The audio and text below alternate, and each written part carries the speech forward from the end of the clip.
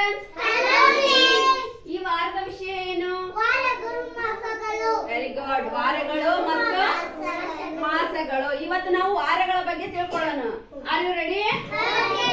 Aira come. Very good. Second one Atifa come. ರವಿವಾರ Sunday. Very good. Next come. ಸೋಮವಾರ Monday. Very good. Next Hemant come. ಮಂಗಳವಾರ Tuesday. Tuesday. Very good. Next one come. ಬುಧವಾರ Wednesday. ಮೂವಿ next. ಗುರುವಾರ Thursday.